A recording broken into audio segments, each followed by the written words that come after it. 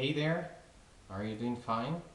So, I hope that everything is alright with you, even though we are in this confusing moment, in this confusing time, but we're like trying to give our best to, I would say, live through the beginning of a new world and the beginning of a new style of life. I decided to record this video first, to remember some important concepts that we had studied over the last classes, and also to give you a kind of light in order to arrange some things that it might be necessary for the next classes, and it will be essential for the development of a straight career that all us help you to develop. I might remember you that all the content that we're having the opportunity to get through over this course, over this discipline, talks about reading, and specifically what is involved with ESP, or English for specific purposes, in terms of reading. But basically, when we talk about English and purposes, we're not talking about a superficial view of reading as a common human ability that all us should we develop over the other language. We're talking here deeply about reading, because reading is a human ability and competence. And when we direct this main purpose, or when we direct a purpose for this really important ability, we have another overview of how important it is to pay attention in simple details of what is reading. So that's why over the last class we started to talk about technical vocabulary, because you are beginning a new profession, you are beginning a new career, and you are a kind of beginners in scientific studies that deals with language abilities in general. And we're not talking only about knowing reading, knowing writing, knowing speaking, knowing listening, but we are talking about knowing how to interact with the world through the language, and we're talking about the general aspects that involves this interaction and language potentials in terms of interaction. And reading, it's not the ability of reading with the eyes, but situating our own in the different world spectrum of language compositions and language signs and language meanings. So when we talk about ESP, when we talk about reading in terms of academic purposes, we have to remember that academy deals with science, and science, it's not superficial.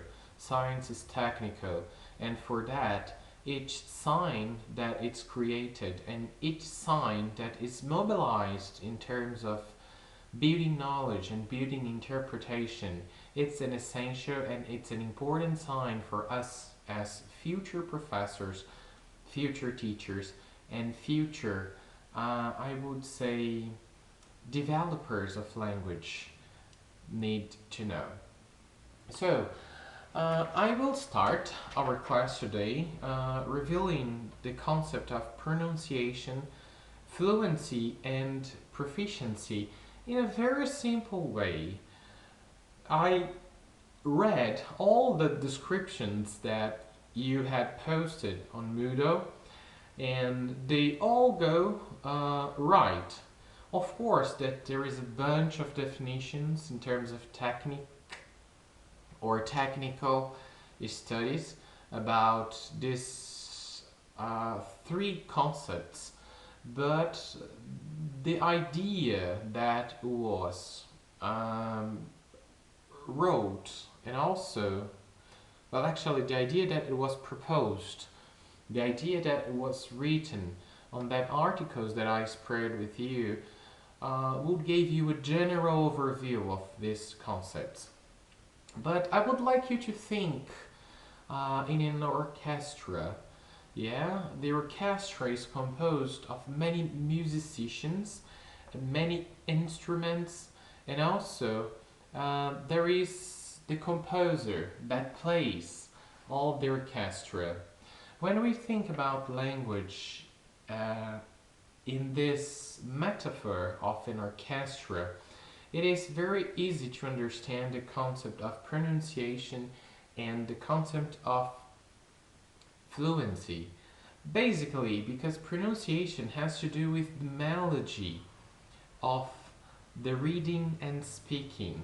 So the melody gives you a kind of frequency. It has to do with the combination of sounds and signs. Yeah, and the signs, they can be verbal, or they can be read, or they can be written, and they can be any kind of trace that has to do with meaning. For example, when I get this board here, it's a very simple board painted by an aunt of mine. When we analyze the colors, when we analyze the composition of the traces, we can say that we have here a kind of melody, right? So this kind of melody is responsible to establish a kind of pronunciation in language. When we are pronunciating, we are giving a melody. We are establishing a kind of frequency to language in general. And also, when we talk about pronunciation, we have to go to another concept called fluency. The fluency is the development of the vocal apparatus, what in Portuguese we would say aparelho fonador. So it's the development of aparelho fonador or vocal apparatus. And it has to do also with the syntony, the line, the tune, and the harmony that our vocal apparatus develops in order to express communication. You will study further when you start to study a discipline called phonetics and phonology, all the little parts of this vocal apparatus. It's a kind of anatomy of the speaking, and also the anatomy of a language processing. When you speak another language, you have to develop special muscles. You have to develop special parts of this vocal apparatus that are not the same used in your modern tongue or any other language that you speak. For example, in English, we are more vocal than nasal. And depending on the dialect of English, they are more nasal than vocal. In New York, for example, people tend to use a lot the nasal. But in London, for example, people tend to use a lot the oral. So it really depends when we talk also about dialects, because the dialects are the variations of the fluency. And that's why it's not possible to establish a perfect fluency, because a fluency has to do with culture. A fluency has to do also with community of speakers. So you were fluent according to what community of speakers? So being fluent in English doesn't mean that there is a specific community that is the standard of the language. So the language is spread in different dialects, and people use their vocal apparatus to communicate in particular ways. So we have to understand that. And going further, we talk about proficiency. So proficiency has to do with psychological relations that a language establishes with our brain and how language generates synaptogenesis. Synaptogenesis are a kind of brain intelligences, and how these intelligences are autonomous, and they build up autonomous plaques or areas in our neuronal order.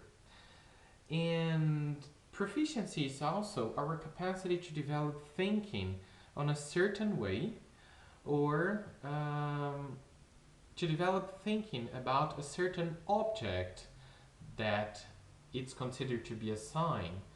So when we are doing an exam, for example, I cannot evaluate precisely your fluency and your pronunciation, because fluency and pronunciation will depend of the harmony of a certain community of speakers. It will also depend on the melody this community of speakers tend to use in order to express themselves through languages and through signs of languages.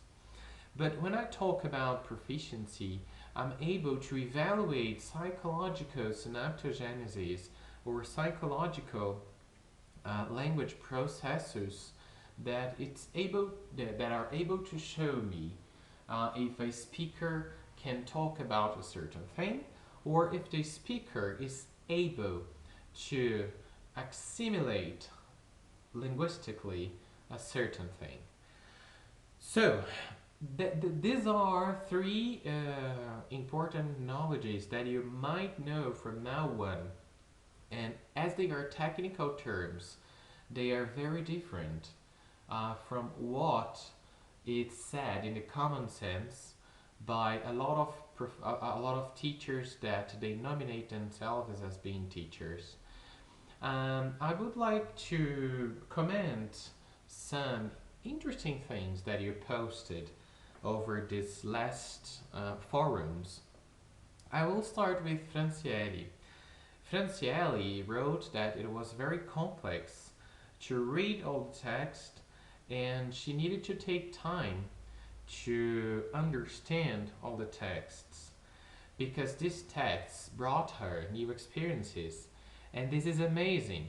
Why, Franciele? Because these texts, they demand new operations of your brain, and these operations, they are not ready.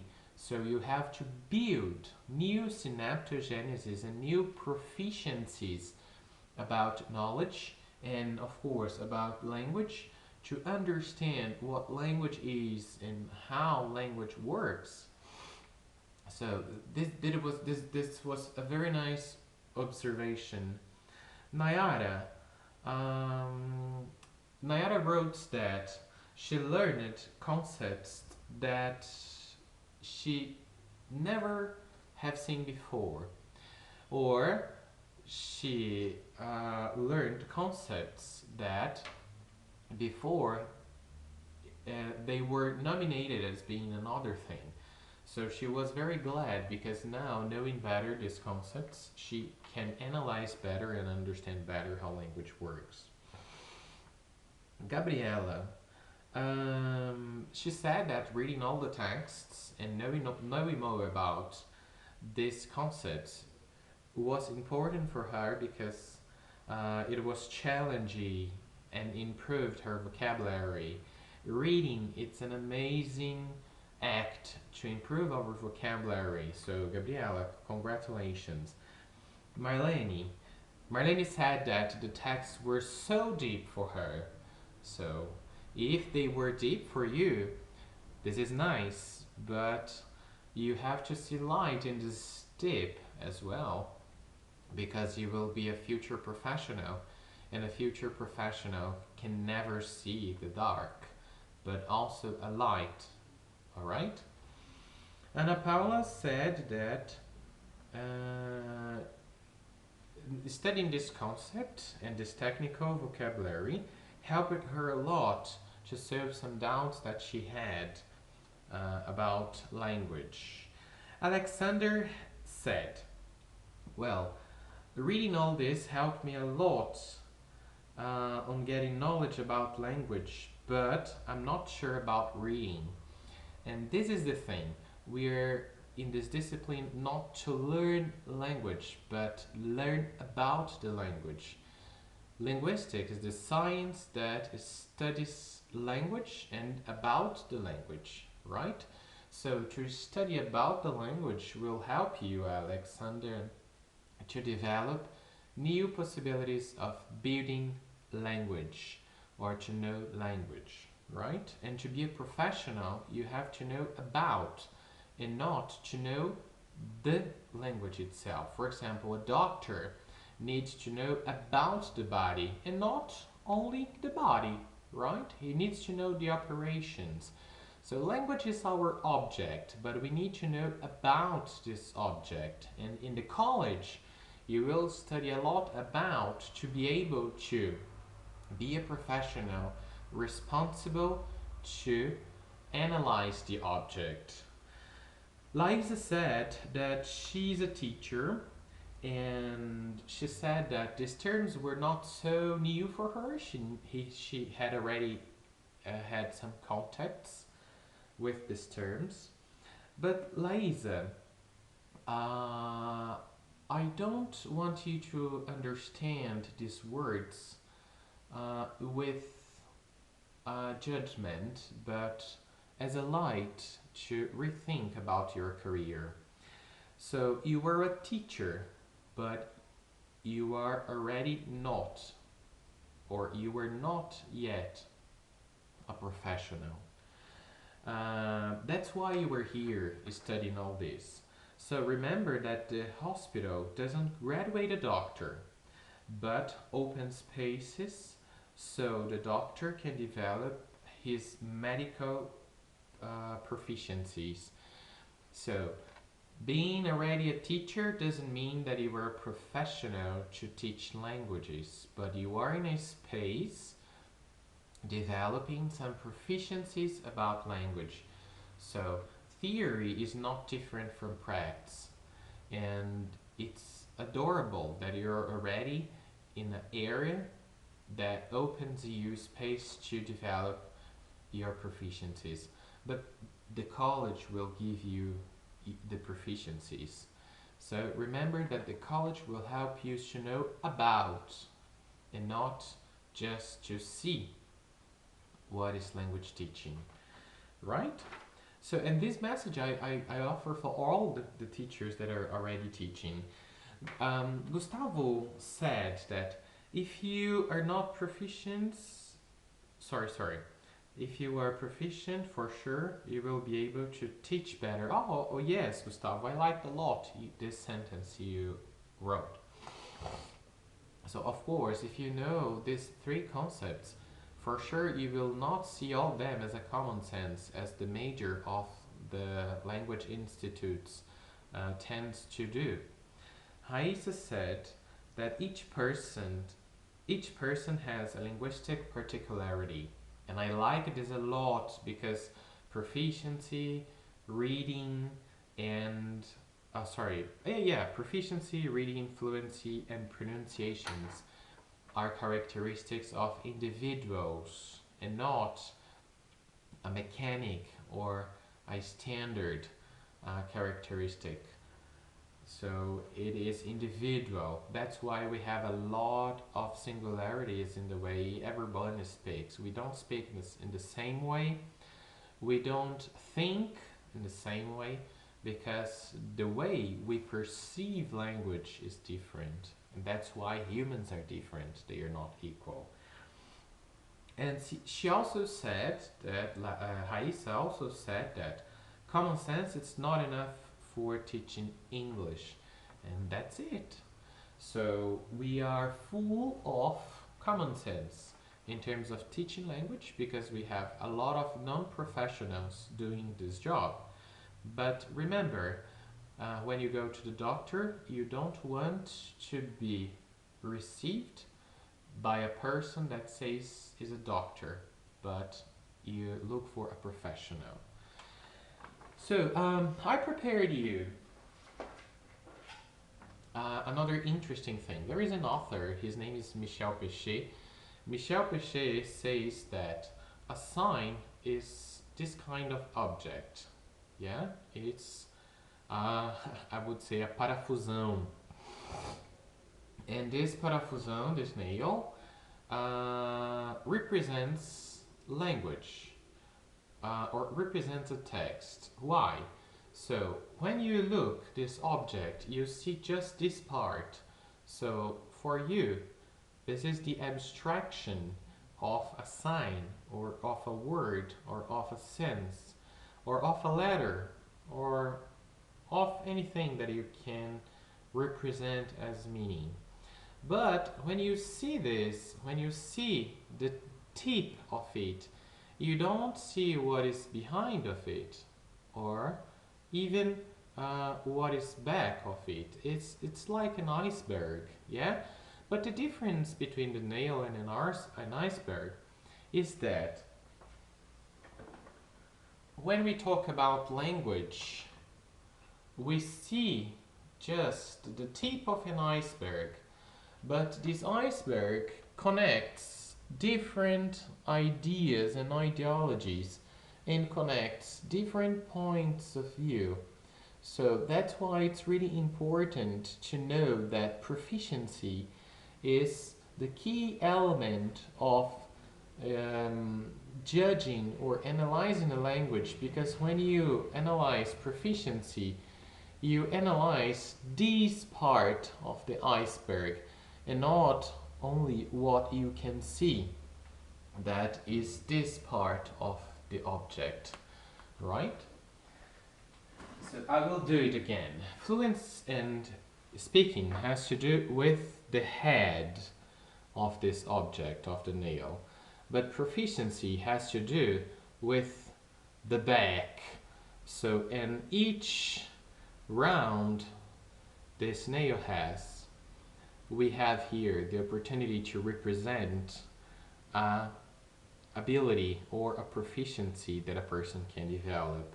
So being a professional, it's being not just the head of what this professional represents, but it's being able to go back to what is common sense and to go back to develop all these other parts that will support you being a language teacher or being a linguist. I would say that each curve that this round does, it is a discipline that will help you or will guide you during this maturity or this mature process of being a professional or being a language speaker or being just a better human being, right? So I hope that all these explanations helped you thinking critically and also maturing some important things and important aspects about our profession.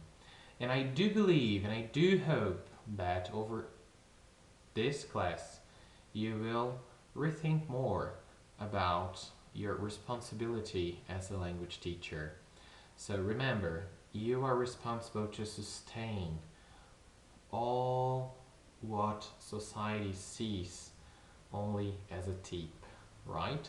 So you as a future language teachers will be the base of the iceberg. And remember that reading involves background, and this is your background, right? So from now on you will have to develop the background in terms of technical vocabulary. And for that, I will give you a special activity. You will have to, well, prepare for me language proficiency exam that deals with technical words and technical backgrounds. let's see if you were able to do it, right? So this is my challenge for you over today, over this class. So thank you very much and have a nice week and see you soon. Bye bye.